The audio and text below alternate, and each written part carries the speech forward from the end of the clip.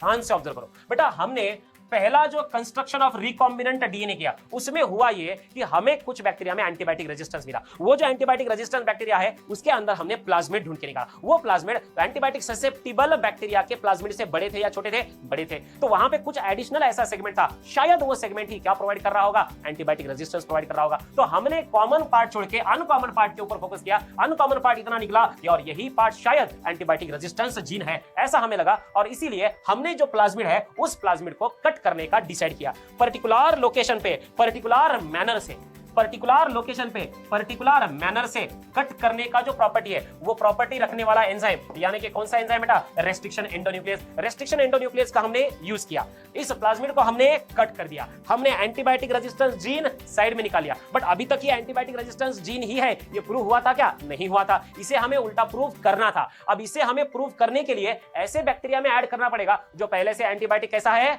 Susceptible है। तो उस ससेप्टिबल में इसे डायरेक्टली हम ऐड कर सकते क्या? नहीं कर सकते, क्योंकि हमने fate of piece of DNA में ऑलरेडी पढ़ा है कि अगर एलियन पीस ऑफ डीएनए अगर सेल के अंदर ऐड करोगे तो 99% चांसेस क्या है? मार दिया जाए कि छोड़ दिया जाए? मार दिया जाए। ऑलरेडी हमने एक्सपेरिमेंट में इतनी मेहनत करके कैसे तैसे एक पीस ऑफ डीएनए आइसोलेट करके निकाले, है ही यहाँ पे, और वो अगर मर गया तो पूरा एक्सपेरिमेंट में पानी फिर जाएगा। इसीलिए हमने क्या किया बेटा, इसे हमने किसी दूसरे के साथ भेजने का डिसाइड किया। ऐसा पर्सन जो होस्ट के बहुत क्लोजली रिलेटेड है, और वो क्लोजली रिलेटेड कौन निकला बेटा? हमारा साल्मोनेला टाइफीमेरियम। साल्मोनेला टाइफीमेरियम जो होता है उसका जो प्लाज्मिड है उसके अंदर पहले से नेचुरली एंटीबायोटिक रेजिस्टेंस होता है क्या? नहीं होता है। तो हमने native plasmid of Salmonella typhimurium use करने के लिए डिसाइड कर लिया। ये जो एंटीबायोटिक रेजिस्टेंस जीन है इसे हमने साइड में ले लिया। साल्मोनेला टाइफीमेरियम हम खींच के लेके आए, उसके अंदर क्या है? Native plasmid of salmonella. By default उसमें नेचुरली एंटीबायोटिक रेजिस्टेंस है क्या? है नहीं, मतलब नहीं है। उसे बाहर निकालने का आइडिया किसके पास था? Stanley Cohen. स्टैनले कोहेन ने इसको बाहर निकाल के दिखा दिया। बाद में हर्बर्ट बोयर ने क्या बोला? इसे स्पेसिफिक मैनर से कट करना पड़ेगा,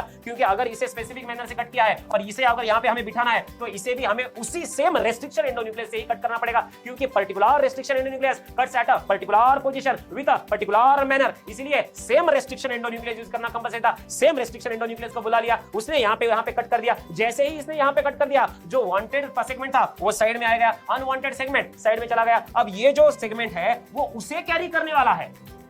अगर कोई सेगमेंट किसी दूसरे सेगमेंट को कैरी करता है तो उसे उस सेगमेंट का क्या कहना है? वेक्टर। क्या कहना है? वेक्टर। अगर कोई सेगमेंट उस सेगमेंट को कोई दूसरा सेगमेंट कैरी करने वाला है तो वो कैरी करने वाले को क्या बोला जाता है? वेक्टर। क्या बोला जाता है? वेक्टर। तो बेटा यहाँ पे साल्मोनेला का जो नेटिव प्लाज्मिड है वो क्या बोल के काम करने वाला है? Now it is behaving as a vector. क्या बोल के काम करने वाला है? वेक्टर। क्या बोल के काम करने वाला है? वेक्टर। तो अब ये जो वेक्टर है बेटा, इस वेक्टर के साथ हमें इस जीन को जोड़ना है, और जोड़ने के लिए हमें किसको इन्वाइट करना पड़ेगा? बेटा ये जो डीएनए होता है, डीएनए का जो एंड है वो स्टिकी बनता है, तो एक दूसरे को कॉम्प्लीमेंट्री होती है, और उनमें बाय डिफॉल्ट अट्रैक्शन होता है। अट्रैक्शन की वजह से ये क्लोज तो आ गए, ये तो उसको कैरी करने वाला है, ये कैरी होने वाला है, और दोनों के बीच में क्या रहता है? अट्रैक्शन रहता है। बराबर है। अब अगर इनको परमानेंटली साथ में रखना है तो वहां पे एक एंजाइम लेके आना पड़ेगा, और उस एंजाइम का नाम है बेटा डीएनए लाइगेज। डीएनए लाइगेज को बोला जाता है मॉलिक्यूलर ग्लू। क्या बोला जाता है? Molecular glue. और जो रेस्ट्रिक्शन एंडोन्यूक्लियस है जो कट करता है उसे क्या बोला जाता है? Molecular scissor.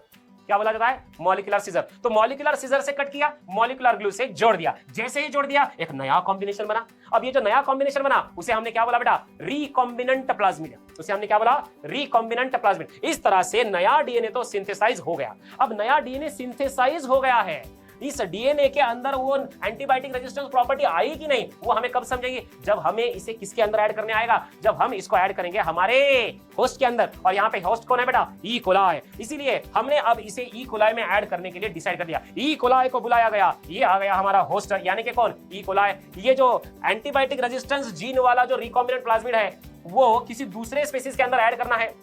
किसी दूसरे स्पीशीज के अंदर ऐड करने का जो टेक्निक है वो किसने ढूंढ के निकाला है? हमारे स्टॅनले कोहेन ने। तो कोहेन महाराजांनी याला उचलला आणि त्याच्यानंतर त्याला ई कोलाई मध्ये ऐड करून टाकलं। ई कोलायच्या जवळचा हा होता ये जो रिकॉम्बिनेंट प्लाज्मिड है, इसका जो मेजर पोर्शन है वो आया है साल्मोनेला टाइफीमेरियम, और साल्मोनेला टाइफीमेरियम और ई कोलाई दोनों क्लोज है, क्लोज रिलेटेड है, यानी कि ये वाला प्लाज्मिड इसके अंदर के एंजाइम्स की मशीनरी को यूज कर पाएगा। और जैसे जैसे जैसे यूटिलाइजेशन बढ़ता गया इसका ओरिजिन ऑफ रिप्लिकेशन एक्टिवेट हो गया और मल्टीपल कॉपीज बनते गई। मल्टीपल कॉपीज बनने के टाइम पे जितने कॉपीज बने उतने क्या भी बने, उतने एंटीबायोटिक रेजिस्टेंस जीन भी बने, यानी कि अब एंटीबायोटिक रेजिस्टेंस बढ़ गया या कम हो गया, स्ट्रॉन्ग एंटीबायोटिक रेजिस्टेंस वहां पे इंड्यूस हो गया।